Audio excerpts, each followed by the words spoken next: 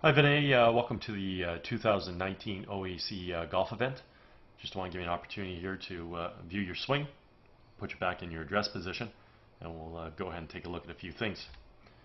So what we got here in your setup is just first of all take a look at your posture, which looks really good. See your spine nice and straight, not a tilt. Legs come down in a nicely unlocked position. Arms hang down nice and naturally out in front of you. Club works out to the ball, so really good posture here in association with good balance. Next thing we want to observe is your alignment. We can see your feet in a closed stance. We'll draw that out towards the intended target. Theoretically, your club face is supposed to run parallel to your feet. Parallel lines on camera would have an appearance of converging, but nonetheless, we're definitely set up to hit the golf ball out over the right trees here. So we're going to see some form of compensation whereby you're going to be trying to get the ball back at this yellow flag. Let's go ahead and do a little split screen comparison between you and Jordan Spieth. Just go ahead and slide you over here just a little bit. As we watch Jordan initiate his takeaway, he creates good shoulder rotation, drawing his arms and hands back as well as the golf club. And we want to see the golf club travel back along this red line, meaning the club's coming back on proper plane. From here, he's going to incorporate some wrist hinge into play, transitioning the club head from below to above his hands, and then working the club from red up to yellow and or blue, whereby the left arm of the club are going to situate itself on the yellow line or the blue line, depending on whether or not we have a little bit more of a steep set position or slightly more shallow set position. Either one of those is fine, or anywhere within the blue-yellow V zone. As watch you initiate your takeaway here, send your hands out away from your core as you sort of flip the club head back in. So a little bit of a disconnection between your arms and the golf club and your arms and your core. We can see the club shallowing out now as you're flipping it back in behind you with your arms having gone out. At this point in time, I think your subconscious brain is going to realize you can't keep going outside and up. You're going to have to shallow this out to get in any form of power position, which you're starting to do right here, shallowing it out. Club shaft steepens up. And now the geometry is starting to look a little bit better at the top of your backswing. When you finally get here, you get yourself set in a pretty solid position. You've rotated your shoulders really nicely. You have locked up your right leg a little bit during that backswing. Arm geometry is in good position relative to your core, and the club's in good position relative to your arms, especially considering how you initiated the takeaway. As we create a transition back in the ball, simply want to move our weight from our right foot to our left, fire our knees and our hips, as well as our core, and fire our hands. In doing so, we want to bring the golf club from blue down to yellow, and then back down onto red, so the golf club returns back to plane, which is exactly what we see here with Jordan Spieth. The other thing we want to point out at this time in the golf swing is the relationship between the lead forearm and the golf club. Refer to this as the backwards check mark. Simply means the club head right now is remaining above and behind his hands coming into impact. Therefore, he's retaining angle and going to create a lot of power in the golf swing, let alone getting the club to return back to plane, as we already pointed out. With your transition back into the ball, good footwork, knee work, and hip work. The hands do come over the top though. And as your hands come over the top, it's going to have a major influence on the golf club. At this point in time, we can go ahead and track the club heads coming into the ball. We can see at this point in time your club head has not returned back to the red line, and your arms have separated too far out away from their core because of that over the top move.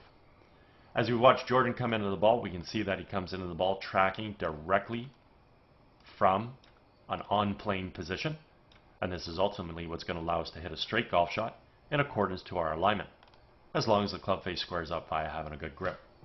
With you, your club's going to stay out in front. We can see it falling down out in front here, and if we just very simply connect the dots, we can see that your golf club came into the ball too steep. At this point in time, we can take a look at the paths of the club. Because Jordan's coming into the ball from on plane, his club is attacking the ball from the inside, expanding out, making contact, and swinging through on a nice natural subtle arc. Your club's a little bit stuck directly behind the ball. Club face closes pretty severely. I'm actually surprised that club didn't move more across and inside. It is there at this point in time.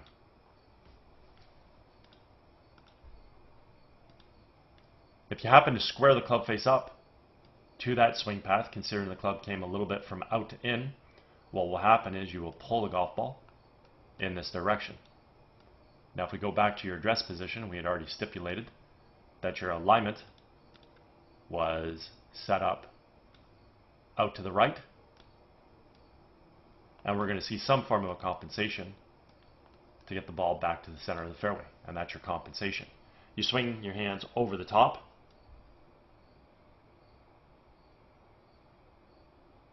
allowing the club to get stuck outside.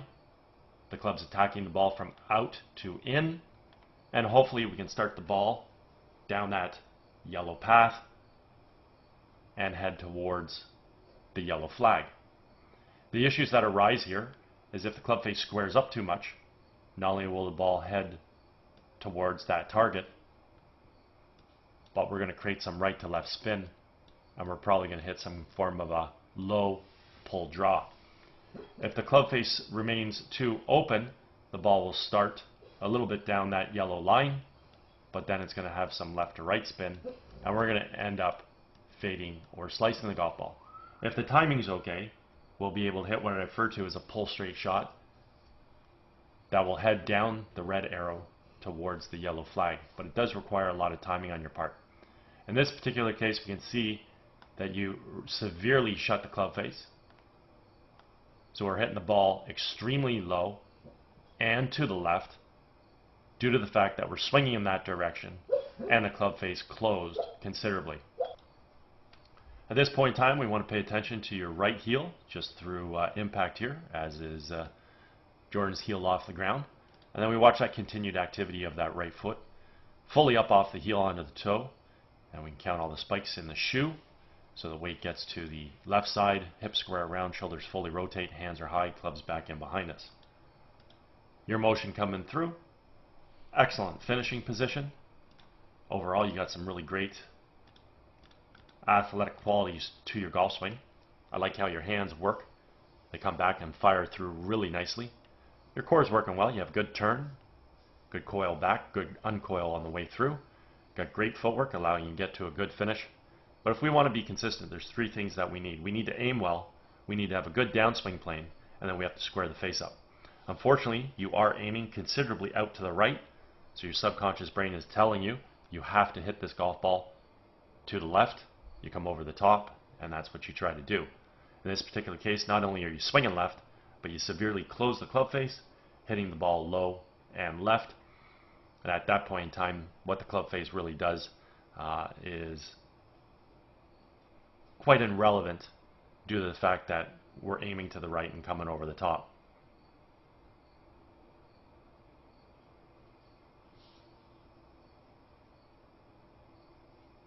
Anyways, you have great athleticism in your golf swing. If you can improve your alignment and your downswing plane, you certainly could become a much better ball striker on a more consistent basis for sure, and not having to compensate to try and find that intended target.